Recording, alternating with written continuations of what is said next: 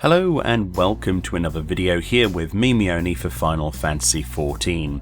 Now recently I've been storming through the housing items, as you've no doubt seen on the channel, added in patch 4.4, and ultimately a lot of those items, or some of the materials to craft these new items, comes from the updated Lost and Hidden Canals of Uznair, but also the new Shifting Altars of Uznair, the latest addition to the treasure map dungeons. Once per 18 hours in game, if you have a gathering class, you can harvest a time-worn gazelle skin treasure map, suited for a group of 8 level 70 players, as it says on the tooltip of the item. These maps can also be purchased off of the market board from other players, and you are limited to 1 per inventory. However, you can carry up to 3 on you thanks to deciphering one map, holding one in your inventory and another in your chocobo saddlebag, which is how we do it. And if you have more, you can mail them to a friend or just use your retainers.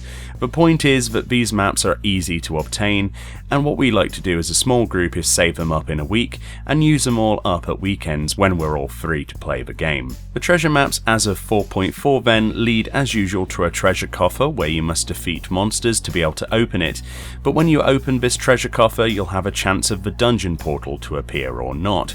From here it's random whether you get the Lost Canals or the new Shifting Altars of Uznair instance, but as you can see it's clear when you do enter the new dungeon. A massive roulette wheel sits before you on this platform that your group's standing upon.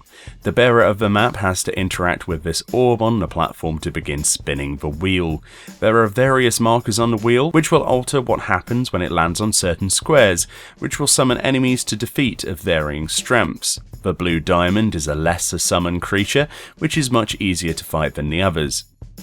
The 3 green diamonds is a greater summon, usually a harder monster, although it varies as there's a large pool of monsters you encounter every time, be it familiar bosses from dungeons, giant spiders, birds, chimera and more. And the purple square is Anatomos, signifying the end of the instance due to RNG, although sometimes it can trick you like it will with the hidden canals with the doors, and actually not end at all.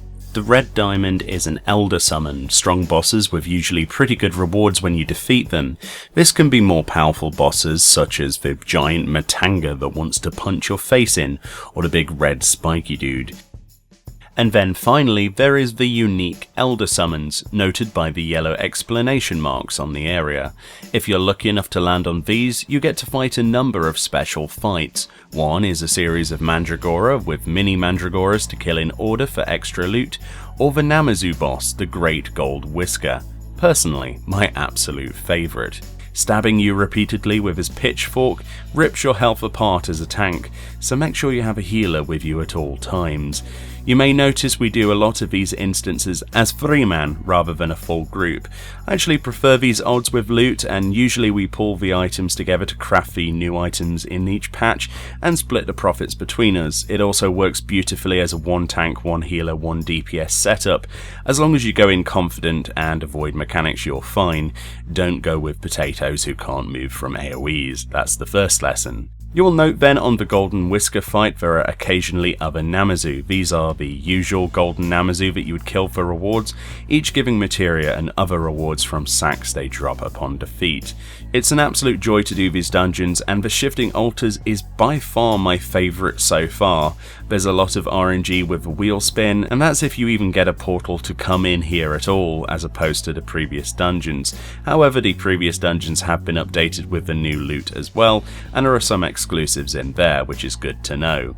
But the rewards are fun, fresh and exciting, and can make you a ton of gil in the long run. With an 8-man party this would be fast and completely senseless, but with a small group it makes a fairly decent amount of gil for the party for their challenge. Either way, be sure to check this amazing feature out if you can yourself, grab some friends and make a group, or join the many pug groups in the party finder. Do bear in mind every group has different loot rules, so ensure the one you join suits your needs beforehand. Thank you kindly for watching, and if you'll excuse me, I have a Namazu to defeat. I'll see you all next time.